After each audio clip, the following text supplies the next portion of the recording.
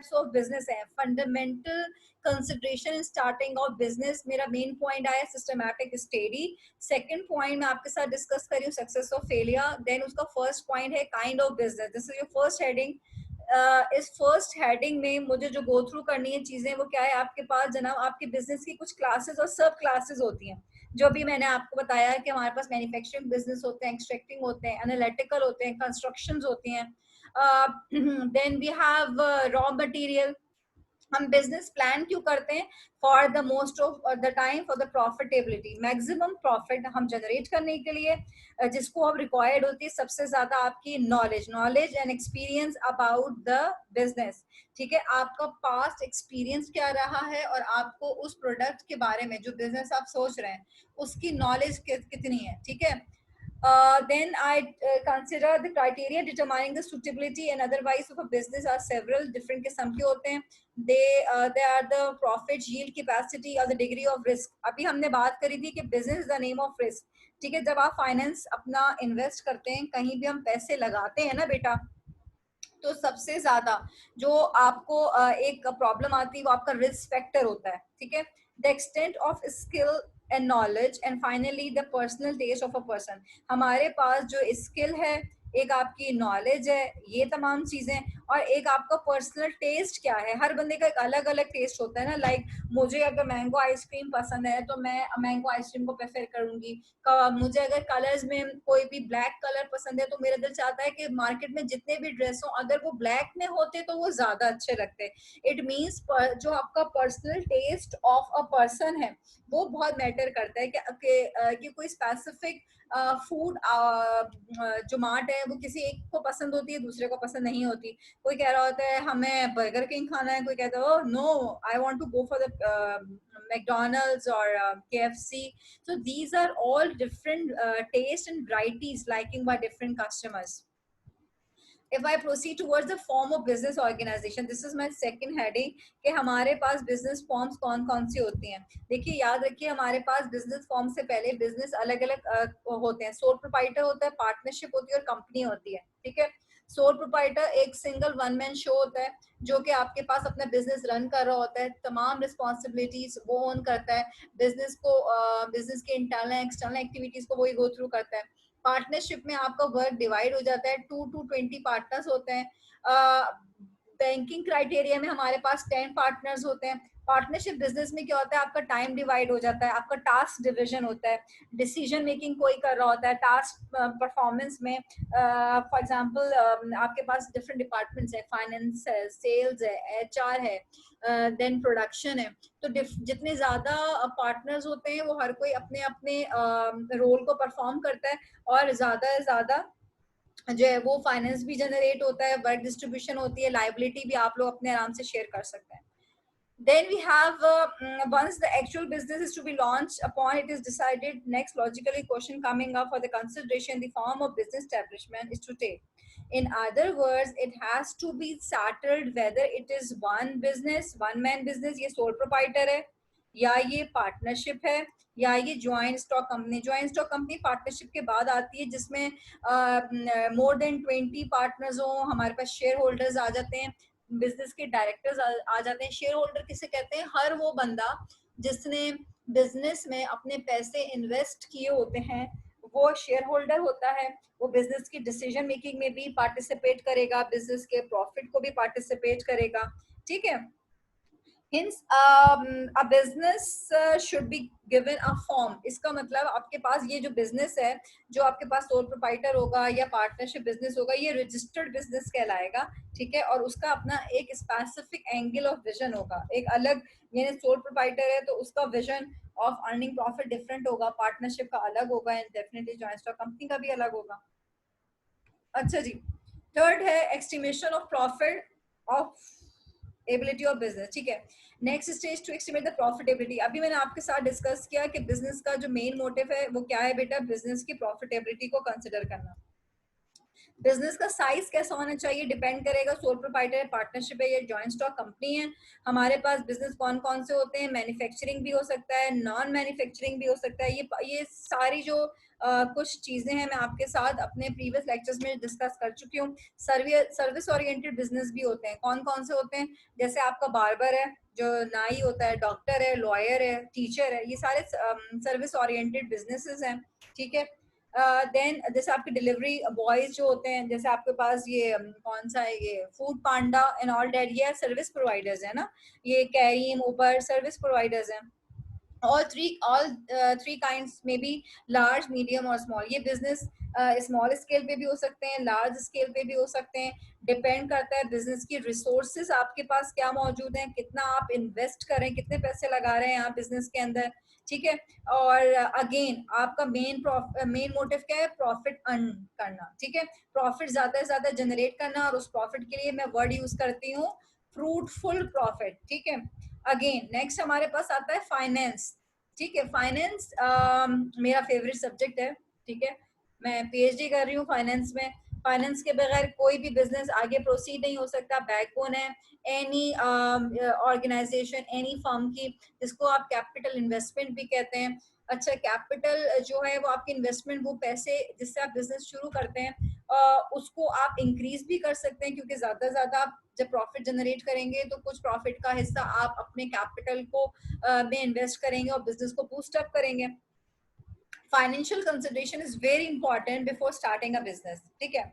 अच्छा, unless sufficient funds are not arrange, अगर हमारे पास सफिशिएंट फंड, यहाँ पे सफिशिएंट फंड का मतलब कि जैसे मैंने अभी आप लोगों को बताया कि हम लोग फ्रेंच फ्राइज का बिजनेस प्लान कर रहे हैं, लेकिन मेरे पास फ्रेंच फ्राइज के बिजनेस को स्टार्ट करने के लिए सपोज 10,000 भी नहीं है कि मैं उसकी मशीनरी खरीदूं, ऑयल खरीदूं, उसके जितने भी मजीद लवाजमात हैं, सब कॉन्टेंट्स हैं, वो मैं परचेज करूं। अगर मेरे पास सफिशिएंट फंड ही नहीं होगा तो मेरा वो बिजनेस का प्लान एक इनकम्प्लीट प्लान होगा, और फिर मैं ढूंढ रही होंगी कि कोई और मेरे साथ अपने पैसे इन्वेस्ट करे, पार्टनर को ढूंढूंगी। और पहले जो मैंने एक सोल प्रोप्राइटर सोचा था कि मैं अकेले बिजनेस करूंगी, लेकिन क्योंकि मेरे पास इन्वेस्टमेंट के पैसे कम होंगे तो मैं एक पार्टनर ढूंढना शुरू कर दूंगी, और फला फला को बोलूंगी कि भाई आयशा आ जाओ मेरे साथ, चलो जल्दी से बिजनेस में पैसे इन्वेस्ट करो, और जो हम लोग प्रॉफिट जनरेट करेंगे उसमें तुम्हारा इतना परसेंटेज होगी, मेरी इतनी परसेंटेज होगी।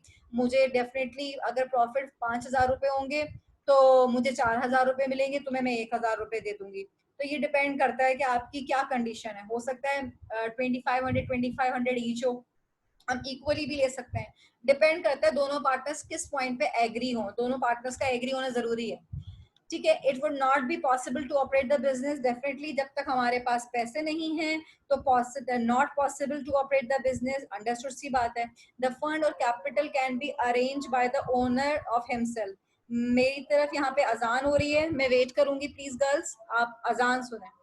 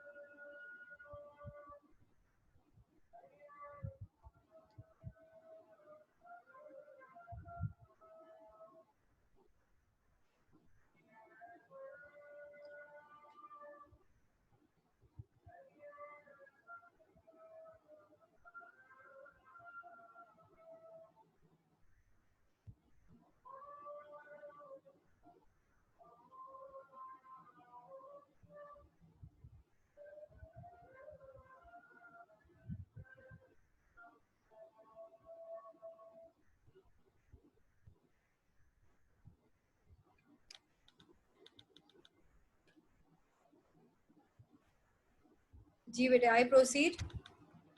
नेक्स्ट पॉइंट मेरे पास है नॉलेज ऑफ द मार्केट, जी करंट मार्केट की नॉलेज होनी चाहिए कि मेरी ऐसी कौन सी प्रोडक्ट है जो मैं मार्केट में लॉन्च करूंगी तो लोगों को ज्यादा एडमायर करेगी, ठीक है। मींस करंटली अगर आप देखें तो मार्केट में कितने सारे सेल फोन्स, डिफरेंट वैरायटी के सेल फोन्स लॉन्च हुए हुए हैं। गर्मियां आ गई हैं तो डिफरेंट कंपनी जितनी भी आउटलेट्स हैं उन्होंने अपने लॉन के प्रिंट्स लॉन्च कर दिए हैं, आइसक्रीम्स के डिफरेंट टेस्ट आ गए हैं। तो ये डिपेंड करता है कि सीजनल लाइकिंग क्या है लोगों की और हमारी कौन सी यूथ को हमें टारगेट करना है। हमें हमेशा अपनी यंग जनरेशन को टारगेट मार्केट रखना होता है। हमारी target market basically young generation होती है, क्योंकि एक छोटे से 1 साल के बच्चे को अगर आपने कोका कोला मतलब एक दफा पिला दिए तो वो भी बेचारा तोतला होके बोलेगा जरूर कि मुझे पानी नहीं पीनी, मुझे कोका कोला ही चाहिए। ही डोंट नो, बट हमने उसका टेस्ट डेवलप कराया। तो जो आपने उसके इनबॉर्न में किया, मतलब उसका फ्यूचर कस्टमर कोका कोला का रेडी हो गया है और वो अपनी लाइफ के 20, 25, 30, 40 साल तक वो कोका कोला को यूज करता रहेगा। This is again the taste development. और हमारे जो फ्यूचर जनरेशन होती हैं वो हमारे टारगेट कस्टमर्स होते हैं। नॉलेज अबाउट द मार्केट में मैं प्रोसीड करती हूँ बेटे। Knowledge about the market is the main factor before starting a business. You must having the information regarding your customer choices. Basically यहाँ लिखा है टारगेट कस्टमर, मैं बोलूंगी कस्टमर की चॉइस का पता होना चाहिए। ये हमारा काम होता है कि लोगों को आजकल क्या पसंद आएगा, आपको वो काम करना है, ठीक है। देन इनकम पैटर्न्स, उनके इनकम पैटर्न क्या है। हमारे यहाँ डिफरेंट कैटेगरीज हैं, like low level, then mediocre, then higher mediocre. So ये डिपेंड करता है कि उनकी इनकम पैटर्न्स क्या हैं, उनकी बाइंग हैबिट्स और टेस्ट क्या है, उनको कैसी चीजें पसंद आती हैं और मार्केट में मेरे कितने कॉम्पिटिटर्स इस वक्त मौजूद हैं। ये 4 पॉइंट्स हैं जो कि मुझे मार्केट की नॉलेज के बारे में बताते हैं, ठीक है। अच्छा जी, आगे प्रोसीड करते हैं। लोकेशन, लोकेशन कैसी होनी चाहिए, कहाँ पे होना चाहिए बिजनेस हमारा। लाइक अगर मुझे कोई भी इस वक्त मैन्युफैक्चरिंग इंडस्ट्री प्लान करनी है तो मैं उसको कभी भी अपने कमर्शियल एरिया में नहीं प्लान कर सकती। अगर फॉर एग्जांपल मुझे कोई भी ऐसा आउटलेट बनाना है जो कि किड्स ओरिएंटेड है तो डेफिनेटली मैं वो एरिया चूज करूंगी जहाँ पे हमारे पास ज्यादा लोग रहते हैं। लाइक मुझे कोई प्ले एरिया प्लान करना है, मैंने एक प्ले एरिया बहुत अच्छा सा इनोवेटिव सा बनाया बच्चों को एडमायर करने के लिए, but what will happen, it is very much far from the city, it is not reachable, ठीक है। तो जिस तरह के अभी आप एग्जांपल लेते हैं बहरिया टाउन की, बहरिया टाउन आप लोग ऐसा नहीं है कि रोज शाम में वॉक करते हुए चले जाएं। You have to plan to go for such areas which is far from your cities, ठीक है। So location of the business, it's that one which is available, ठीक है। Availability of the raw material देखना चाहिए, कितने skilled workers हैं, लोगों को वो ट्रांसपोर्टेशन उसकी अवेलेबल हो, वो आपकी उस प्रोडक्ट को एडमायर कर सकें। मतलब आप जो चीज बनाने का सोच रहे हैं उसके लिए आपके पास लेबर प्रोवाइड हो, ट्रांसपोर्टेशन चाहिए, वो रॉ मटेरियल चाहिए। मैं सोच रही हूँ कि मैं लॉन के प्रिंट्स डिजाइन करूँ, डिजाइनिंग तो मैंने कर ली है, अब उसको प्लान कौन करेगा, मुझे उसके लिए क्या क्या नेसेसरी इक्विपमेंट्स चाहिए, मुझे वो कंसिडर करना पड़ेगा। Then factors like nearest to the market, sales promotion devices मेरी अच्छी होनी चाहिए। मैंने अभी आपको बताया था कि एक प्रोडक्ट को मैंने बना लिया, बहुत अच्छे से उसको प्रोड्यूस कर लिया, लेकिन मेरे पास कुछ फैक्टर्स हैं कि उसकी मार्केटिंग कौन करेगा, उसकी एडवर्टाइजिंग कौन करेगा, उसको ट्रांसपोर्ट, उसकी वेयर हाउसिंग, उसको रिटेलर तक कौन पहुंचाएगा, होलसेलर क्या काम करेगा, ये तमाम चीजें हमें पता होनी चाहिए। सेल्स प्रमोशन एक्टिविटीज क्या होती हैं कि एक प्रोडक्ट को लोगों तक टेस्टिंग करवाना, कुछ लोग सैंपल प्रोवाइड करते हैं, कुछ लोग उसके डिफरेंट वर्कशॉप्स करा रहे होते हैं, पर्सनल टेस्टिंग्स होती हैं, स्टॉल्स लगे हुए होते हैं, फ्री सैम्पलिंग होती है, आप लोगों को ऐसे अपॉर्चुनिटीज प्रोवाइड की जा रही होती हैं कि एटलीस्ट आप उस प्रोडक्ट को लाइक करना शुरू कर दें, ठीक है। उसके इतने सारे सारे बिलबोर्ड्स आपको नजर आएंगे, रिपीटेड कमर्शियल्स नजर आएंगे जो कि लोगों को एडमायर करेंगे कि चलो वंस इसको ट्राई करते हैं। Okay, then we have organization management. Managerial organization capacities must be considered very careful. Large business has a huge complicated managerial problem, क्योंकि जितना ज्यादा business होता है उसकी complications भी बढ़ती हैं, उसमें risk factor भी आता है, उसके uncertainties भी बढ़ जाती हैं। So we should focus on a skilled and qualified employer. Then we have government policies. If I talk about the government policies, government की policies ऐसी formed होने चाहिए कि हम उसके rules and regulations को properly follow करें, जिसमें आपकी tax payment आती है, जितने भी आपके policies, plans, procedures, ये अपने पास लिख लीजिए। government की policies, plan, procedures को आपने follow करना है, क्योंकि उसमें आपकी जो चीज़ें आ जाती हैं वो आपके income tax, sales tax main role अदा करते हैं, ठीक है, after establishment. Then again we have staff of the office. Office का स्टाफ आपका स्किल्ड होना चाहिए, जितने आपके क्लर्क्स हैं, सेल्समैन हैं, वो उनकी स्पेशल केयर होनी चाहिए, डेफिनेटली उनको हेल्थ केयर प्रोवाइड होनी चाहिए, ठीक है। Then we have efficiency should never be sacrificed at the cheapness. ऐसा नहीं है कि आपने जब प्रोडक्ट अपनी लॉन्च करी तो उसकी क्वालिटी बहुत अच्छी थी, ठीक है, पर आफ्टर टाइम जैसे आपको लगा कि लोगों ने अब मेरा सनसिल्क यूज करना शुरू कर दिया है तो आपने उसकी क्वालिटी लो कर दी। अब लोगों को डव पसंद आ गया है तो आपने आफ्टर अ टाइम उसकी क्वालिटी लो कर दी। तो अगर आपकी प्रोडक्ट क्वालिटी में कंसिस्टेंसी नहीं होगी तो लोगों की तरफ ऐसा होगा कि कुछ टाइम हमारा कस्टमर उसको कंज्यूम करेगा, पर आफ्टर टाइम लोग उसको फॉर ग्रांटेड लेंगे, वो मूव कर जाएंगे नेक्स्ट प्रोडक्ट पे। The sound cost is to rectify the salaries of proper promotion. Equipment की बात करी है अभी मैंने। We every business must has to maintain the business, ठीक है, हमें अपनी रैपिड डेवलपमेंट करनी चाहिए, एडवांसमेंट ऑफ टेक्नोलॉजी को फोकस करना चाहिए। अगर आपके पास पुराने इक्विपमेंट्स हैं, ओल्ड स्टेशनरी मौजूद हैं, तो और उसके पास आपकी ओल्ड मशीनरीज मौजूद हैं, तो काइंडली अगर उसकी new technology, new updated machineries आई हैं तो उस पर फोकस करें, क्योंकि उससे आपके एम्प्लॉयज का वर्क कट डाउन होता है, आपकी एफिशिएंसी इंक्रीज हो जाती है ऑफ द बिजनेस, ठीक है, आपका वर्क क्विकली और स्मार्टली और एफिशिएंटली होगा और इफेक्टिवली हो जाएगा। लिख लीजिएगा यहाँ पे अपने पास वर्ड, आप मैंने वर्ड यूज किया रैपिड डेवलपमेंट के लिए। आपको टूल्स होने चाहिए effective, efficient, smart and quick work performance, ठीक है। This is will be your last heading. Will business ethics and moral. Business के ethics क्या होते हैं? It means अगर आपको किसी business के ethics पता है, ऐसा नहीं है कि जो नाम किसी एक business ने रखा हुआ है वो मैं भी वही नाम choose करके अपने business, अपने firm को promote करना शुरू कर दूं। Business का एक rule होता है कि कोई भी नाम एक दफा registered होता है। हमने ये plan किया कि हम sports goods बनाएं, तो मैं स्पोर्ट्स गुड्स नाइकी के नाम से नहीं रख सकती, एडिडास का नाम है कॉपी नहीं कर सकती। मैंने अगर ये प्लान किया है कि मैं कोई फूड चेन प्लान करूं तो मैं कोई कबाबजीज और अल हबीब रेस्टोरेंट का सेम नेम का रेस्टोरेंट्स नहीं ओपन कर सकती, ठीक है, तो इस पे आपको सू कर देते हैं, केस फाइल हो जाता है। आप सेम नेम नहीं रख सकते for the shaping of the, this is for business ethics. एक नाम एक ही दफा रजिस्टर्ड होता है। इसमें shaping of the successful business career क्या है, business ethics important because it shape sounds, ठीक है।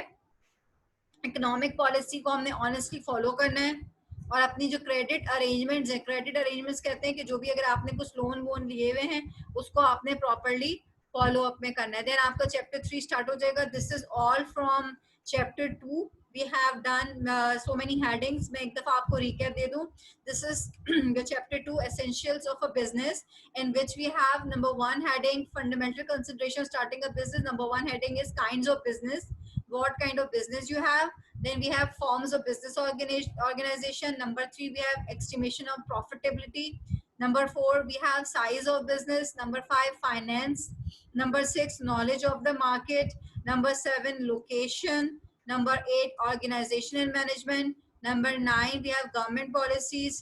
Then staff of the office, office equipment is number 11. Number 12 we have business ethics and moral. कुछ इसमें ऐसी हेडिंग्स अगर आपके पास, आपको बुक्स से आप इसको कोरिलेट करेंगे तो कुछ हेडिंग्स आपकी बुक्स में डिफरेंट एक दो हेडिंग होंगी, 14 हेडिंग्स होंगी मे बी, या उसकी हेडिंग की इंग्लिश चेंज होगी, तो प्लीज उस पर बॉदर मत कीजिएगा। Don't bother about the English, I use easy English for you people that you can learn it very well. ये चैप्टर 2 कंप्लीट है आपके पास। चैप्टर 2 में कोई और हेडिंग्स, कोई और कंटेंट नहीं है। This is your complete chapter. Inshallah, in next class, I will proceed towards your chapter 3. This is all for today. Thank you so much.